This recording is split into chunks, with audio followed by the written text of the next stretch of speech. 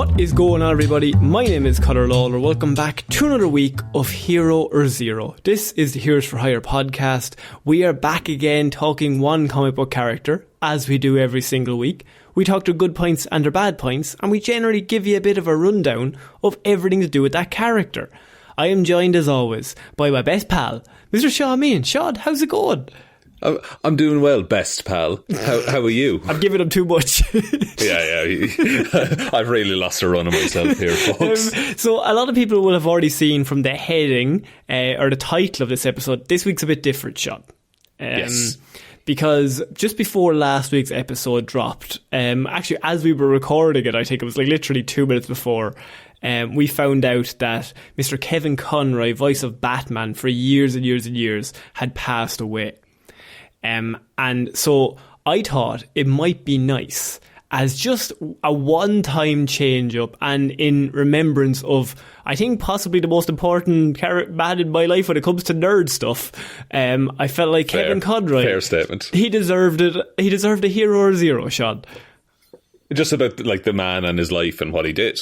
Yeah, I mean, I could do one on Batman, but I don't think that's going to take it... I mean, you could do one on Batman, that is just Kevin Conroy, but... Also, I felt like it was nice to, if we just did one on him, because, I mean, he brought so much to so many people that I don't think, well, I certainly don't think we're sitting here doing the show if he doesn't exist. No, because like this, it was, for many people, it was like the first exposure to Batman or comic books or anything like that. Yeah. Was Kevin Conroy's Batman.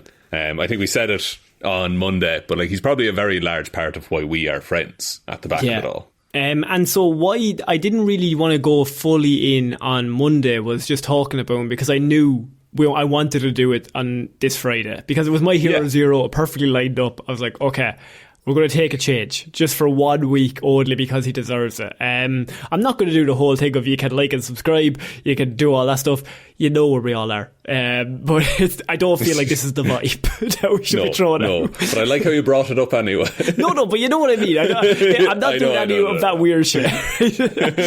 Or the classic general stuff. But so Kevin Conroy, Shaun, I mean, he's best known for his historic voice as the Batman, and I think he's the voice that everyone thinks of when they think of the Batman.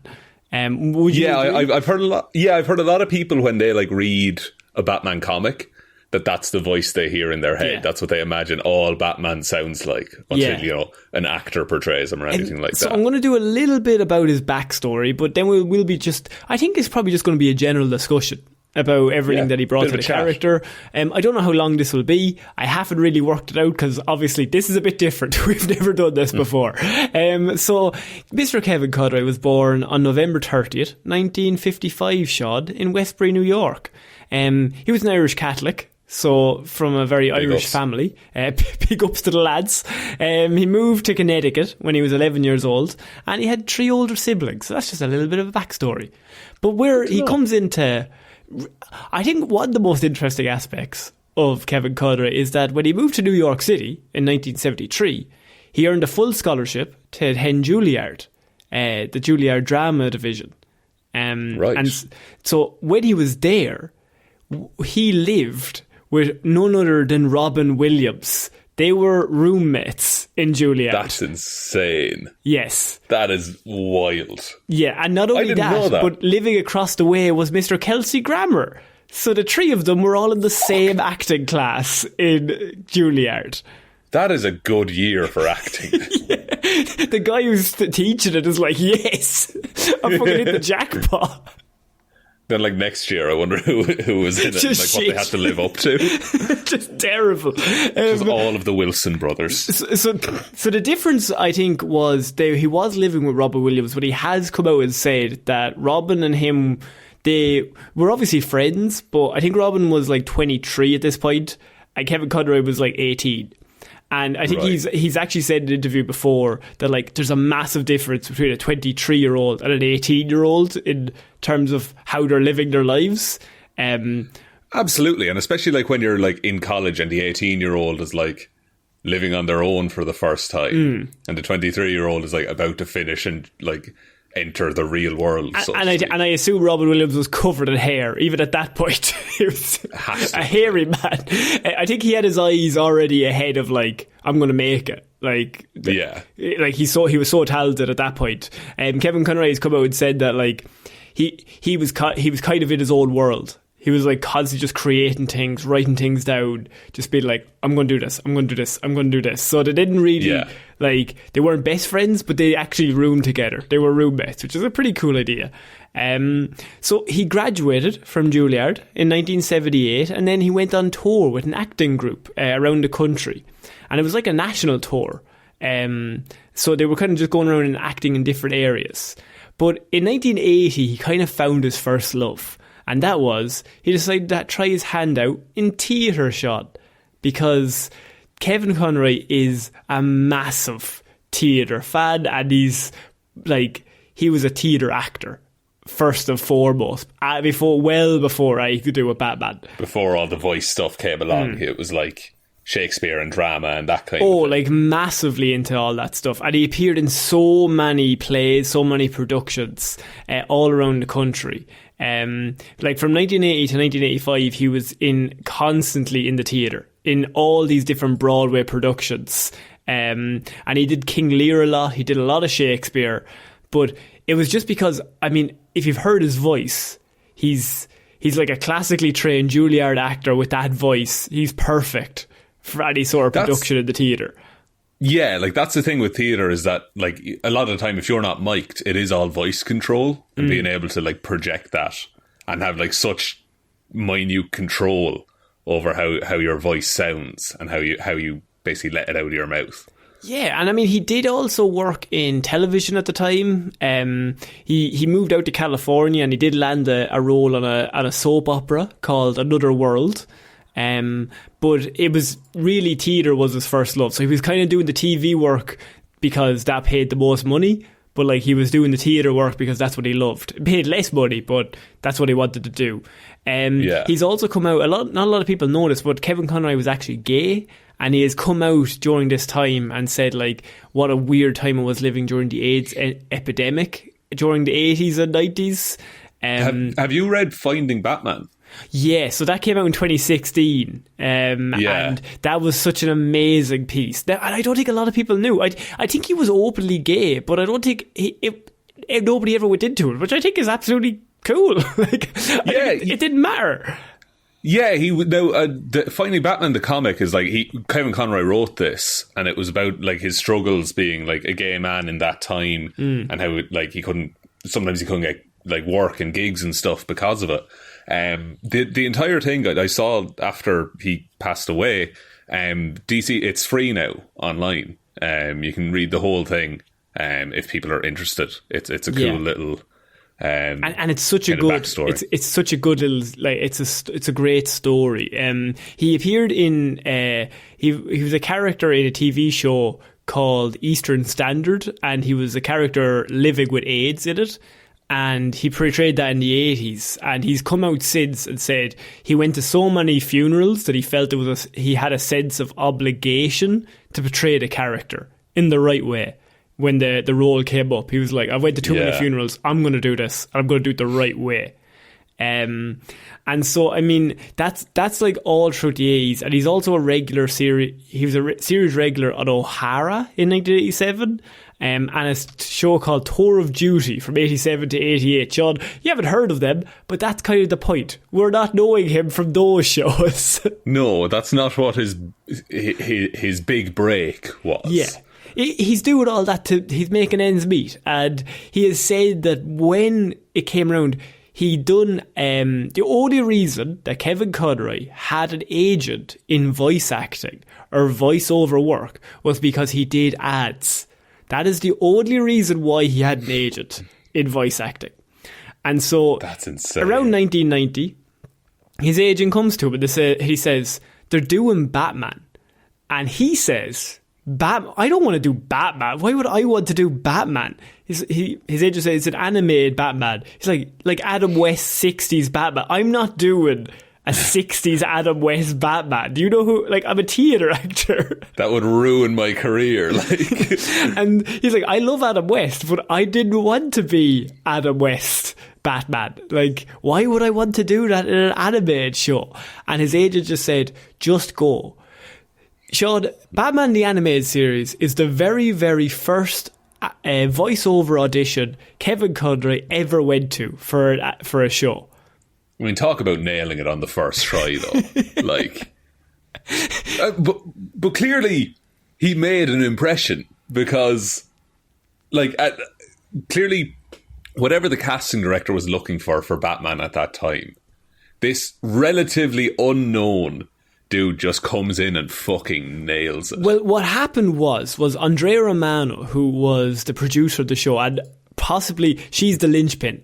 The reason why we have any of the animated shows or any of those animated things in the 90s, Batman Beyond, Justice League Unlimited, Mask of the Fan, everything, Andrea Romano ran that. She cast every single person. She cast Mark Hamill, she cast Kevin Conroy, she cast Harris Strong. Everyone there owes their animated career anyway to Andrea Romano taking the chance on them. And Kevin Conroy has come out and said what happened was his agent, Andrea Romano was friends with somebody that Kevin Conroy knew in New York. Andrea Romano is having a chat with them and she's like, we have auditioned for over 500 people for this Batman role. Me and Bruce Timm are going fucking insane. We cannot find the person that can play Batman. We just can't find the voice. Over 500 people, they've sat down and just listened constantly. And the agent, or her friend who knew Kevin Conroy, was like, there's this New York actor. He's a theatre actor. He does a lot of Shakespeare stuff. But I think he could be pretty good as Batman. And Andrea Romano's like, who? His name's Kevin Conroy. Look, we'll invite him in. We'll see how he does. We'll give him a shot. We'll give him a shot. Why not? We've already done 500 other people. Like, who cares? So he comes in. Shaun, he auditioned for the role of Bullock originally. Oh, really? Yes, Harvey Bullock. Detective Bullock. It was his original audition. But he walks in and it was he originally wanted to audition for Harvey Bullock. And then Andrea Romano hears he could be pretty good as Batman. So she's like, why don't you audition for Batman as well while you're here? Just We've got the microphone set up. It's and so he comes in and he does the audition. And Andrea Romano has said that, like, she looks at Bruce Timm and Bruce Timm looked at her, and Paul Dini was there as well, and Eric Radomski, he was there, and basically, like, you could see 500 audition stress fall off their face, and they all just looked at each other and they were like, holy shit, that's Batman. Just the second they heard it, they were like, no, this is the guy. And what was amazing was Kevin Conroy has come out from the opposite side, and he has said he thought he fucked it up because he did his performance and everything just went quiet. And he was like, it was the most eerily quiet room he'd ever been in. No. And he was like, did I do everything right? And they're all looking at each other. And Andrea Romano comes in, she's like, you nailed it. Like, you get the job. And she hired him on the spot. Like, he got the job so then and good. There. That's insane. Isn't that so cool? I mean, and the reason why he feels like he got is because he thinks Batman is a Greek tragedy. And so he was doing Shakespeare and King Lear non-stop, and Batman's character is a Greek tragedy. That's where it came across. He's also said that wouldn't happen now. None of that. An unknown actor would go in. Yeah. None of this would happen to an actor like in the same situation. Wouldn't happen today. If Kevin Conroy was the same age he was in 1990 and they did the exact same thing, he's not getting the role because they're going to go for star power. They're going to go for what name is going to bring people in. Whereas back then, nobody gave a shit. They were hiring for who was the best for the role. Who suits the character the most, whereas now it's let's get Chris Pratt to be Mario. Like the fact that, like, Mark Hamill was the Joker, but Mark Hamill being the Joker wasn't really a selling point. It wasn't like Luke Skywalker is the Joker. It was just, he's got a cool voice. Because Tim Curry was the Joker for like the first 3 episodes. And yeah. And so he filled in, and then I think they brought Mark Hamill in as like, I think he came in just to do a random voice because he's just a comic book nerd, and he was like, oh yeah, I'll do a fucking voice on a Batman show. I love Batman. And he came in and they were like, holy shit, he could be Joker. He's great for Joker. It's just a complete chance. Like, I just said, nowadays, Chris Pratt has that locked in. He's Batman. Yeah. Oh, Jesus. What I would say in that Finding Batman comic as well, there's a thing that Kevin Conroy was like, yeah, so he's being asked to play this dude, and they were like, oh, do you think you can do a man with like 30 years of pain and anguish inside him who's living a double life? And he was like, yeah, absolutely I can. Yes, that is me. Like the moment that Andrea Romano says when he came back into the boot, when they called him back in, the first thing that stood out was he asked 3 really deep, intelligent questions that nobody else had asked. And then when he started talking, they were like, fuck, he's Batman. That's Bruce Wayne. But also what he brought to the character was something that had never been done before, was he had 2 different voices. 2 completely distinct voices. Really? For Bruce Wayne and Batman. Nobody in animation or anything. No one in that casting call had done it. No, he came up with the idea and he came to them and he said, and the reason why he did that was the way he looks at, and I think a lot of people do, is Batman's the real person. So Batman is not the disguise. He is actually Bruce Wayne. Yeah, Bruce Wayne is the cover for Batman so that Batman can do his things that he needs to do. And so when Kevin Conroy thought of that, he came to Andrea Romano and he's like, we're doing an animated show. I can't do the Batman voice when Bruce Wayne's just walking around as regular Bruce Wayne. And one of my favourite moments in one of the episodes is it's with Man-Bat. And it's Bruce is full Batman gear. He gets out of the car and he talks to Alfred in the Batman voice. And then he gets a call from Dr. Langstrom. And he picks it up and he's like, but Alfred says there's a call for Bruce Wayne. And he picks it up and his voice completely changes. And it turns into like happy, jovial, lighthearted Bruce Wayne, but he's still in the Batman costume. And it was only then I realised how weird it was to hear that voice coming out of that guy. That's mad how you don't notice it until it's a thing. Like, like your brain just takes it for granted that, okay, that's Bruce Wayne and that's Batman. And then when they blend together, it's like, no, this shouldn't happen. Yeah, it's so weird when they mix them. Like, if you see Bruce Wayne just dressed in normal Bruce Wayne, but with like Batman voice, it's like the same vice versa. It's really weird. But that's how he best looked at it. He was like, Batman is him, so Bruce Wayne, he's going to play it up. He's going to be extra silly. He's just going to be a goofball. And for the first few episodes, he actually went too far, and they had to bring him back in to re-record it because he was so dumb and so like goofy as Bruce. They were like, nobody's going to believe that. You need to rein it back slightly. He needs to just be he needs to be just more carefree because he's a billionaire. Yeah, and because he was going way too far the other way, and they were like, we love the idea of the 2 voices, but there's like a happy medium. He's got to be like slightly serious as Bruce Wayne as well. Yeah, it's not full idiot and then serious Batman. Yeah, it's like there's somewhere in the middle, as you say, where they mix. And so like Kevin Conroy, the Batman the Animated Series, he carried that for years and years and years. Not only has he done the animated series, just to give you an idea of all the things that he has been Batman in. For example, he's got the animated series, Batman Beyond, which I think is some of his best work ever, is in Batman Beyond.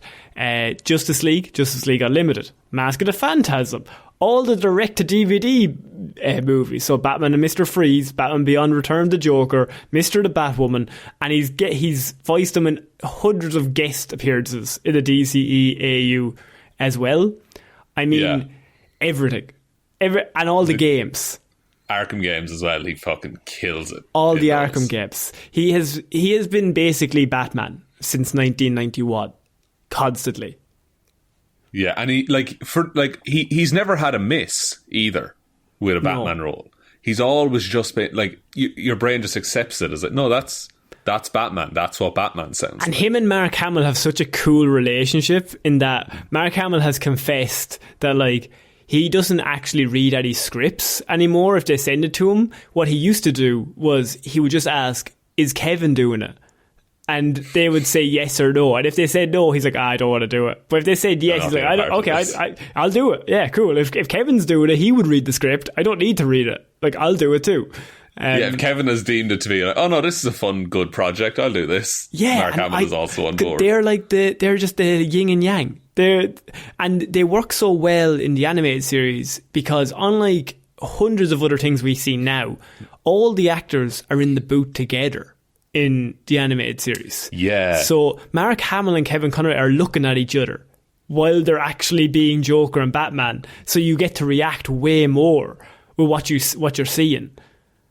That's great. That's such a, like, for performance, that's such a more natural way of doing it. And again, it's something that doesn't happen that much anymore because they're these big, massive stars and they all have 40 movies going on all at once and different schedules. And I mean, you have the massive symphony, like the full orchestra going on in the background as well. And like, it's just them talking to each other. Like, he said it was an absolute dream to even get that gig. It turned from a job to basically his life. Like, yeah, like a passion. Like he went for one job. He didn't have a clue who anybody was other than Adam West's Batman. That was his only contact with the character. And it went from that to he became Batman, and to the point of he's just like, that's his life. That is his whole being now. Yeah, like he would go to, he would interact with the character and the fans of the character. Like he would go to the Comic Cons and he would do, like, he had a Cameo account where you could get him to be like, send your friends messages from Batman, where he would shout like, I am the Knight, I am Vengeance, I am Batman. I have two great stories of fan accounts. The first one is that actually after the September 11th and the 9/11 attacks, he was actually participating in the relief efforts to cook for police officers and the firefighters. So he was just in the kitchen cooking. And he's actually said that one of the guys is working there and he's just like, what do you do for a day job? And Kevin Conroy goes, oh, I'm actually an actor. And he goes, I fucking knew it. You're Batman. And he's like, yeah, I'm Batman. And he was like, the guys are not going to believe this. So the guy runs back out to the police and the firefighter. He's like, you know who's cooking your fucking food is Batman. And all the guys obviously are like, no, fuck off. There's no way Batman is cooking our food. And then Kevin said he stayed in the kitchen. And so then they were like, prove it. And so then, of course, he gets to shout, I am Vengeance, I am the Knight, I am Batman through the door. And they're like, holy fucking shit, it is Batman cooking our food. And another story I have was possibly the most heart-wrenching story I could find was he was at a Comic-Con once and a deaf fan came up and he had an interpreter there with him. And he said, you've had such like an impact on my life and I'd love a hug. And Kevin Conroy remembers thinking to himself, like, but how does a voice actor in an animated show have an impact on a person, like on a deaf person's life? Like have such an impact that you would come to the Comic-Con and see us. Like, you might love Batman, but like you wouldn't know that was my voice. And it was way later that he found out, he got a letter from the kid and he found out that he wasn't always deaf, that he'd actually lost his hearing growing up. And so when he was young, he watched Batman non-stop. And so when his hearing started going, he said the first thing he always thought of was Batman saying, never give up, gotta keep going, gotta keep moving. And that's what kept him strong on those days that he wanted to give up, that he could hear himself losing his hearing.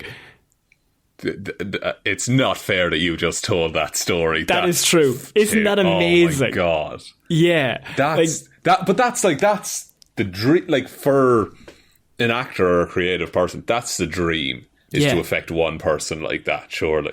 And there's hundreds of stories like that, hundreds of thousands that I could have picked up, but that's like one of my favourites, because it's like the idea that somebody's losing their hearing, but the only last thing they heard was Batman saying, never give up, you gotta keep going, you gotta keep moving, there's always another night, which is what Batman always says. Kevin Conroy's big thing for the character, from my point of view anyway, is he humanises the character. He's the first person, I think, that came along that actually made him three-dimensional.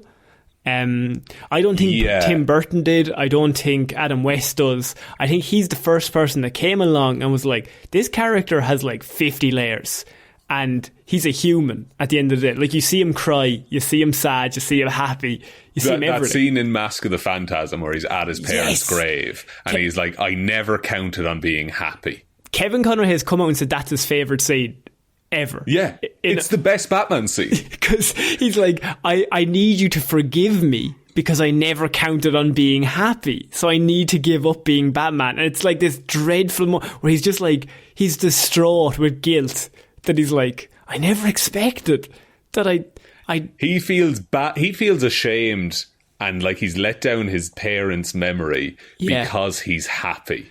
And there's nobody else. I don't think there's anybody else that could have done that performance better than Kevin Conroy does at that moment. Like, we've reviewed Mask of the Phantasm. He's so fucking amazing. His other favourite scenes or episodes that he has come out and said were Perchance to Dream, which is a great one. That's when Bruce Wayne wakes up in a world where Batman doesn't exist. Batman doesn't exist. He's not Batman. Yes. And he's married to Selena Kyle, and his parents are still alive, and everything's absolutely perfect. And it's only, and there's a moment in it where he's like, this isn't right. And then you can see him in a moment being like, kind of wanting to stay there, to be like, this is, you know what? This is kind of a better life. I'd love, like, my parents are alive. I could do this. Like, I could do this. Sorry, Batman does exist, but somebody else is Batman. So he doesn't have to deal with it. Like, just because even the people in Gotham are like, oh my god, look at Batman, and he's like swinging, and Bruce is looking at him going, wait.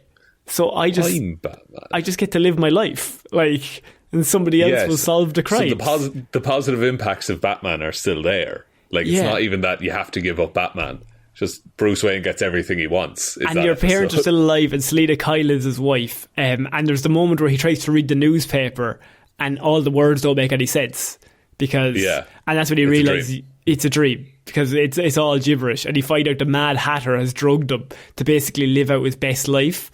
And it's only at the end when Bruce Wayne is about to kill himself, like he's going to throw himself off a bell tower, to be like, I'm going to reset. If I just throw myself off the bell tower, the dream will end. And the Mad Hatter has this great line where he's just like, I gave you everything you wanted. Why do you want to leave here? Like, we could have committed all the crimes in the real world. You could have stayed here forever. It wouldn't have been an issue. But Bruce is like, no, can't have that. Gotta keep going on with the mission. I cannot just have it that easy. And the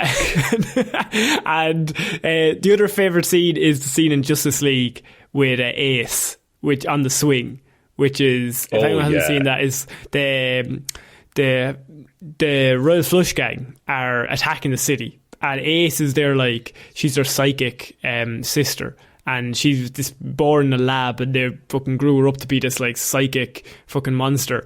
And you realise that she's dying, and she's causing all this havoc, and she's created this whole new world where like she's in the middle of the city.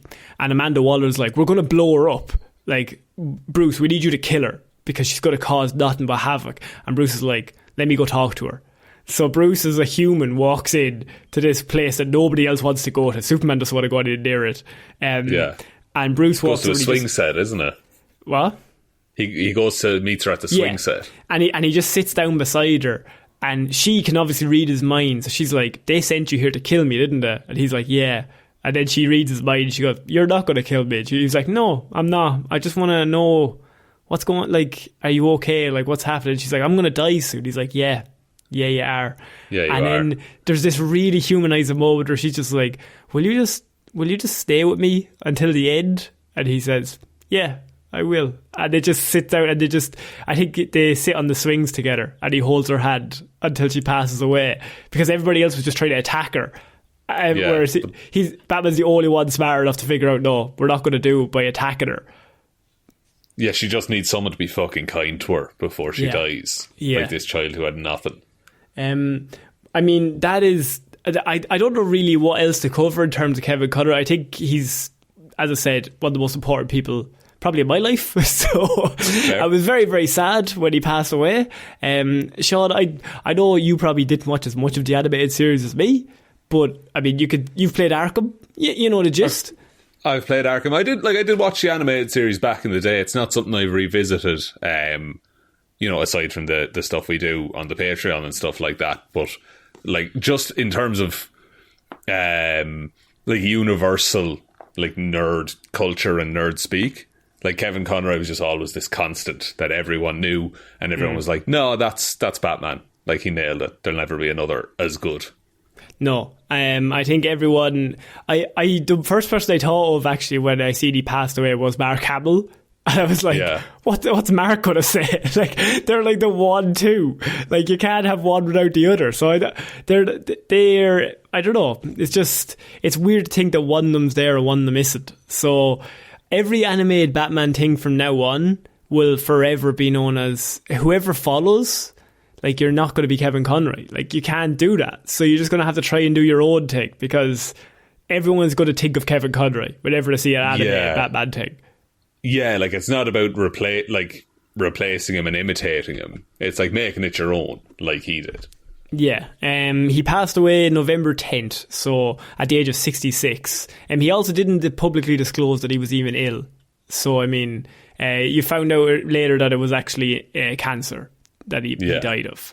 But I mean, Jesus, just an amazing man, and couldn't thank him enough for everything that he did. Yeah, no, it's a tough loss. He will be missed. But I suppose just I don't know how to end this. It's weird. It's weird. But I felt like we had to do a Hero Zero because he was such a great man that he it'd be weird. It'd be weird to not talk about it and to give it more, the time it deserves as well. And if anyone else has any like moments or like things that they think of when they think of Kevin Conroy, like, send them into the Facebook group or on Twitter or on Instagram. Like, just send them in your thoughts on it, because I know like everybody has their own emotional connection to the show and to him. So like, it'd be really nice to hear other people's thoughts as well. Yeah, exactly. And like your favourite moment might be, someone else might have never seen that, and it might add to, people discover great things that they might have missed up till now. Yeah. Shaun, I think you can take us out, so I think we did it. Okay, well, thanks everyone for listening to this little memorial tribute episode of Hero or Zero. We'll be back next week with Movie Mondays, Weird News Wednesdays, and we'll do a Marvel Hero or Zero next Friday. Follow this. Jeez, it's a tough one. Might do the orb again. So look, all of the socials and all the Patrons and all the merch stores, they're all linked below. And like, the best way to ever help out the show is to tell one human being that we exist. Just a one, please. I think that's about it, Conor. I think so. So I've been Conor Lawler. I've been Shaun Chuck. And we shall see you all next week. Bye. Bye.